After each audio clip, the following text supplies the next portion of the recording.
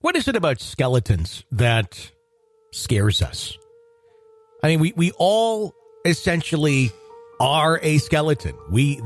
There's nothing that could be possibly more similar to us than the idea of a human skeleton. It is what makes us. You know, it's our most basic structure.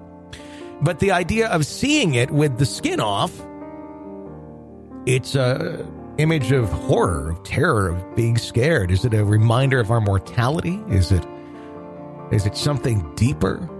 Why is it such a spooky proposition when it's something that we all, you can feel your bones in your arm. You can feel, it's you. Why is it us on a deeper level that seems to scare us so much? It's an interesting question. And once we're gone, and once all that's left of us is that skeleton, are we still connected to it? Even though the flesh and the matter that was once surrounding all those bones are gone, are we still part of that? That skeleton still there, or is that just a shell of what we once were? Do we want to stay with that skeleton? It's an interesting question, and one actually that gets asked in one of our stories today on EPP bonus episode number 339 of Real Ghost Stories Online. Somebody brings home a skeleton, because who doesn't, This was in the 30s. It was a little more acceptable back then. You'll find out why. Also, sometimes it's a place that's haunted. Sometimes it's a person. Sometimes it's both.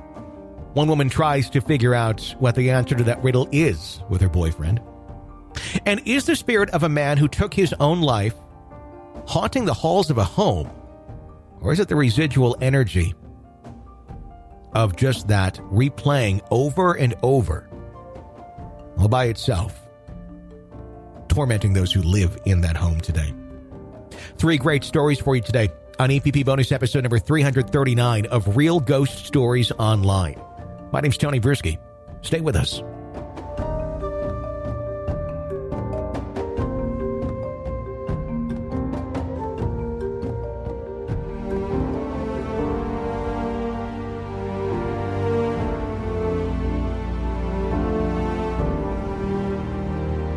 The idea of having a body in your home,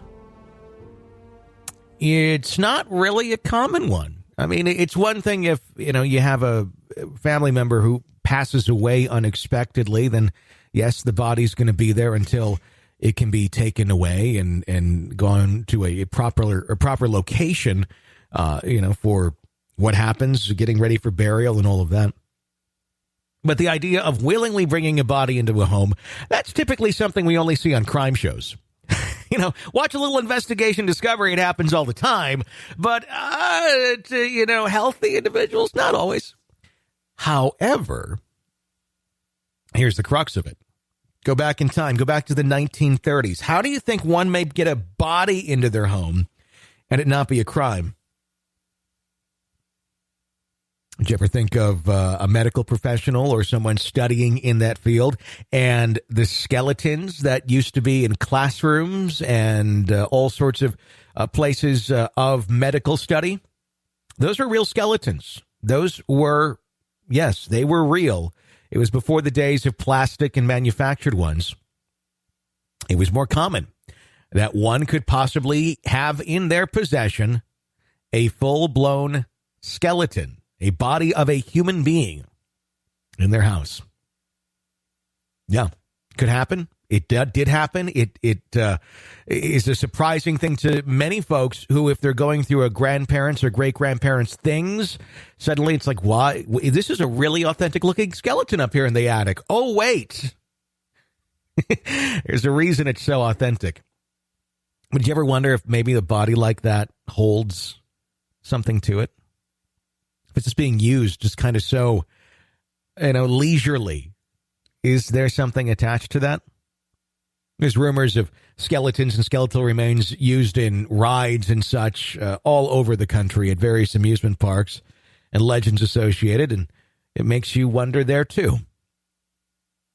If your remains still hold an energy or piece of you that continues to live on well after you've passed. Seems to happen in our next story. Take a listen.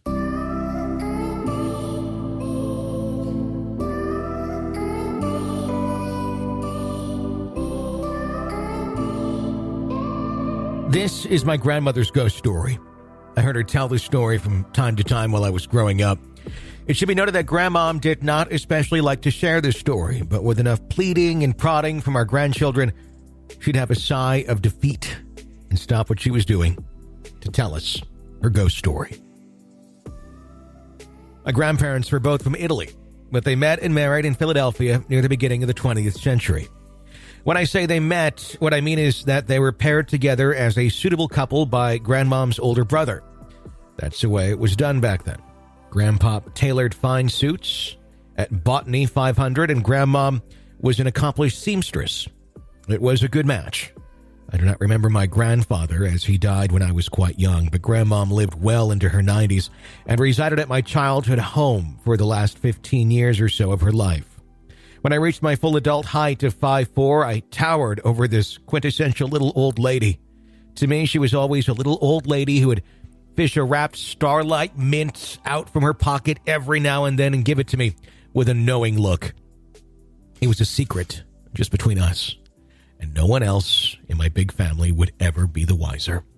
Of course, she was sneaking wrapped Starlight mints to all my siblings too, and we all knew it, but just the same, it was touching in a comical way. All the pictures that I've seen of Grandmom in her youth indicated she was never clearing 5 feet in height. However, her youthful photos did show a more robust figure. Not fat, mind you, but sturdy for sure. Grandfather and grandmother were hardworking immigrants and were prosperous by the standard of the day. They had 5 children and instilled in all of them a high principle of family, religion, education, and work ethic. I understood that life was good there in South Philadelphia the day Grandma saw the ghost. The backstory, as Grandmom told it, always began with a single sentence. Pascal was at Hahnemann, and he brought home bones, she'd begin. Pascal was my Uncle Pat, and everyone called him Pat except for Grandmom. We all knew what Hahnemann was because Dad would go on a study at Hahnemann too. It was the prestigious Hahnemann Medical College and Hospital, where Uncle Pat was a medical student. And the bones he brought home were neither random nor few. No, Uncle Pat had brought home an entire human skeleton. A real skeleton that Grandmom offhandedly called the bones. Grandmom would elaborate on the bones, earnestly telling us that she never wanted them in her house. It seemed sacrilegious. It was bad. No good could come of it. She even demanded that Pascal put them out on the roof whenever he was not using those bones to study. Eventually, they came to an agreement. Pascal would keep the bones in his closet, and his mother never had to see them. But, Grandmom would say, I knew they were there. Such was life on November 2nd in the mid-1930s, the day Grandmom saw the ghost. We know it was November 2nd because November 2nd is All Souls Day, and All Souls Day is the day that Grandmom lit the candles for the dead. The day began like any other day.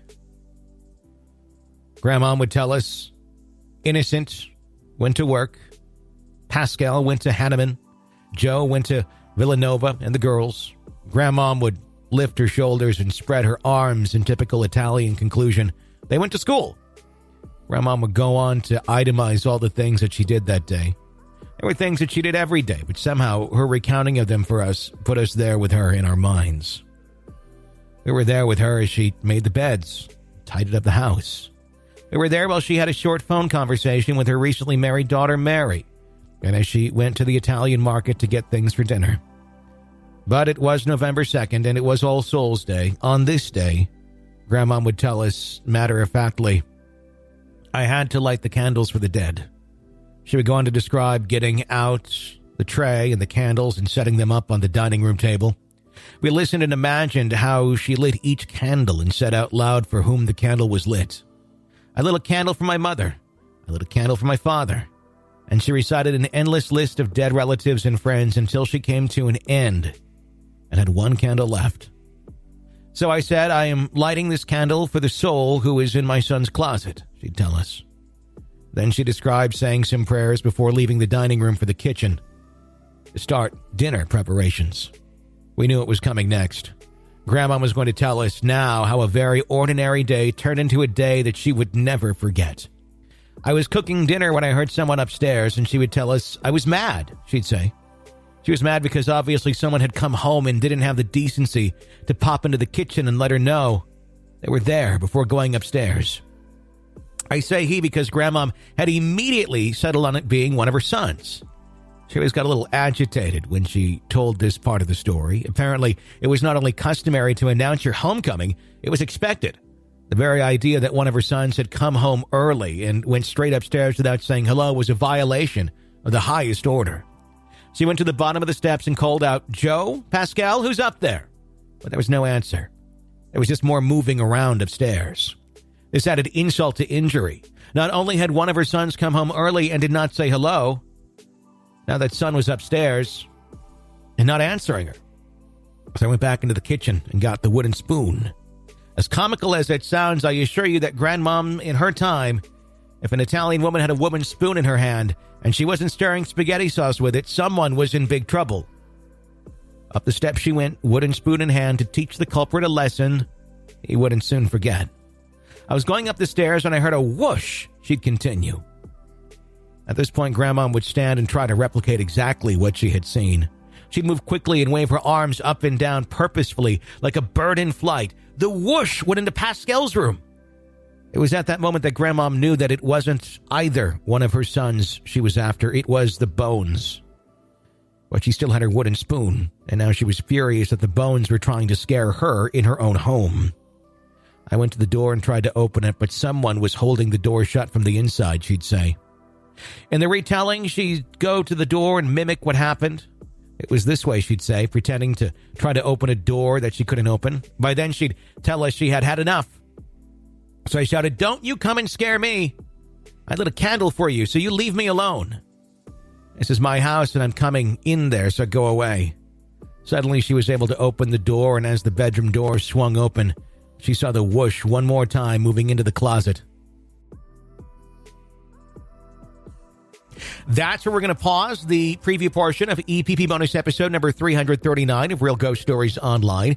Thank you guys for listening thus far. If you want to hear the rest of the stories, become a supporter of the show, an extra podcast person, sign up at ghostpodcast.com or patreon.com/Real Ghost Stories. It's only $5 a month. You get access to all of the bonus episodes. You get access to the largest audio archive of ghost stories ever created. That's what we have with this show. You get all of that. You get advanced episodes of the show weeks before they're released to the public, all commercial free. Our ebook, our audiobook, it's all there. That's a $30 value right there if you bought it through Amazon or through Audible. We include that with the membership. $5 a month. Sign up at ghostpodcast.com or patreon.com/Real Ghost Stories. And thank you in advance for your support of Real Ghost Stories Online.